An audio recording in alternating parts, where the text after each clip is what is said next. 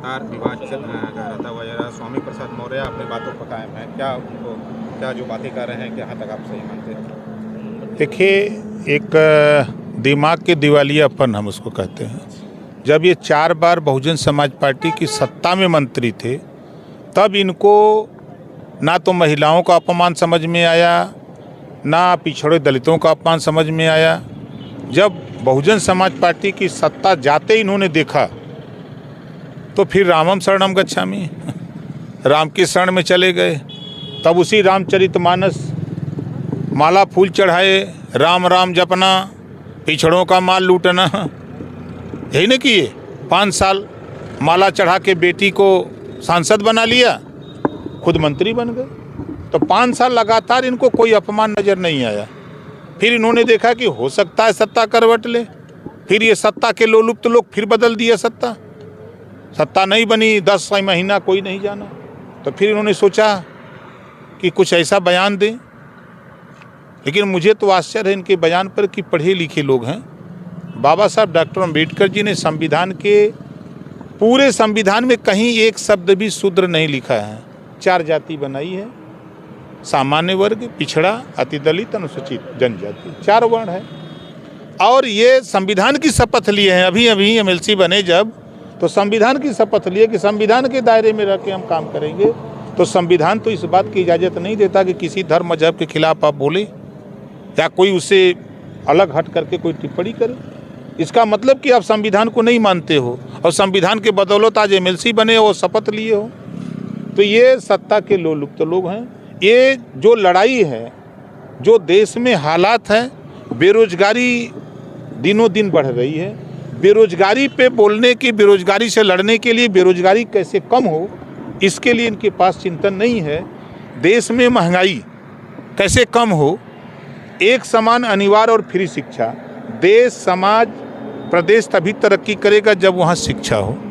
तो शिक्षा के सवाल पे जब ये सत्ता में लोग रहते हैं तो कानून बनाने की बात याद नहीं आती है।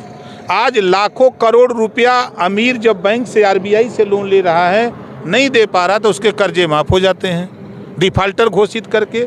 तो जो किसान लोन लिया है नहीं दे पा रहा है, जो गरीब घरेलू बिजली का बिल नहीं दे पा रहा है, ऐसे लोगों का लड़ाई क्यों नहीं लड़ते कि इनको भी डिफाल्टर घोषित करके इनके कर्जे माफ़ किए जाए। समाजवादी पार्टी अखिलेश यादव भी अब उनके समर्थन कर रहे हैं और कर रहे हैं मुख्यमंत्री हमें इस बात को कहें जो स्वामी प्रसाद मौर्य कर रहे हैं। बीजेपी को शूद्र के खिलाफ बता रहे हैं। बीजेपी जो है शूद्रों का ख्याल नहीं रख रही, हम सबको शूद्र मानती है। हम तो समाजवाद की परिभाषा पढ़े हैं।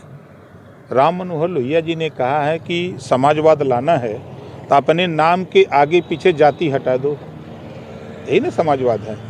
और अखिलेश जी क्या हैं? अखिलेश सिंह यादव, आधा क्षत्रिय है आधा शूद्र है। उनकी भाषा में यही ना, आधा क्षत्रिय आधा शूद्र हैं।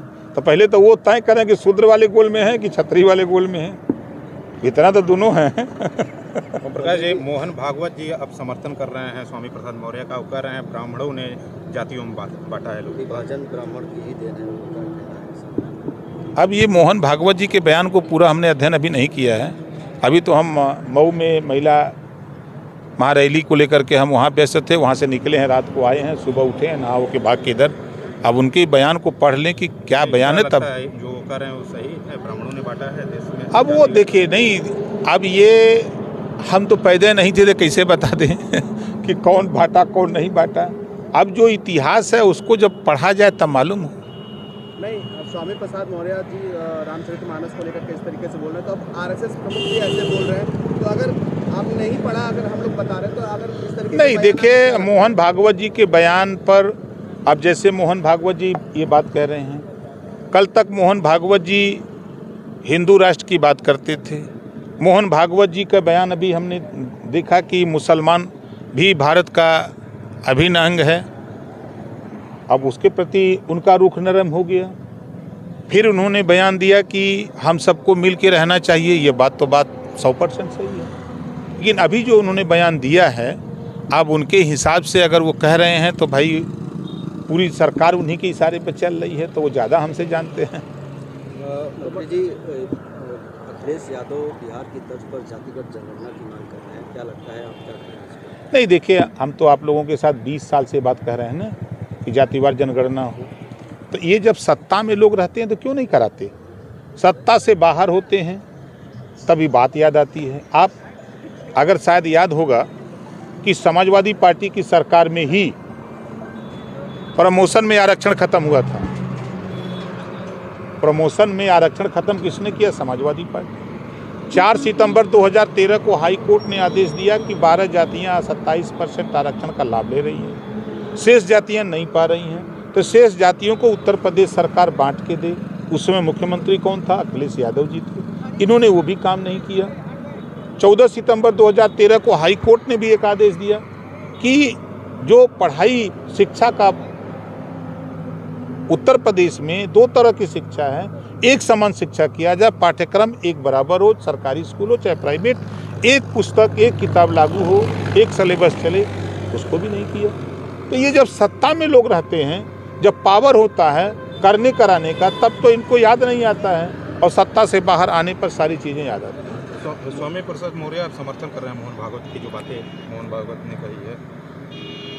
अब हो सकता है भाई मोहन भागवत जी को उनकी बात अच्छी लग रही हो, लेकिन हमको तो नहीं। जो संविधान के दायरे में जो बाबा साहब डॉक्टर अम्बेडकर ने संविधान के बदौलत देश चल रहा है, तो उस संविधान में ऐसा कुछ नहीं है कि किसी भी धर्म के खिलाफ कोई टिप्पणी करे, कोई बात करे। उन्होंने कहा है कि भारतीय संविधान की धारा 15 कहती है कि जाति, पंथ या रंग के आधार पर कोई भेदभाव नहीं होना चाहिए।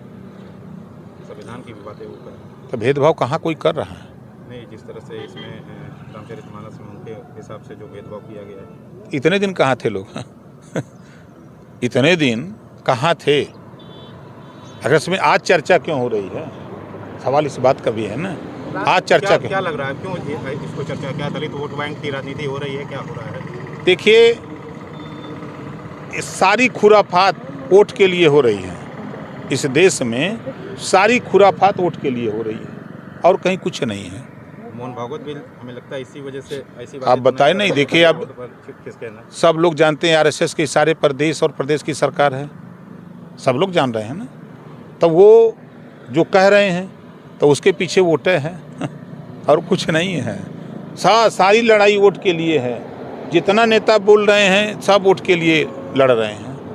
मंत्री जी, लखनऊ में रामचरितमानस की प्रतियां जलाई गई थी, उसको लेकर के सरकार ने जो है उन लोगों पे FIR भी दर्ज किया था, उन लोगों पे रासुका लग गया है। बिल्कुल, ऐसे लोगों के खिलाफ कार्रवाई होनी चाहिए, हम भी उसके पक्षधर हैं। तो इस तरीके से जो विरोध कर रहे हैं उन पे भी कार्रवाई होनी चाहिए? बिल्कुल होना चाहिए। तो संघ प्रमुख पे भी होना चाहिए?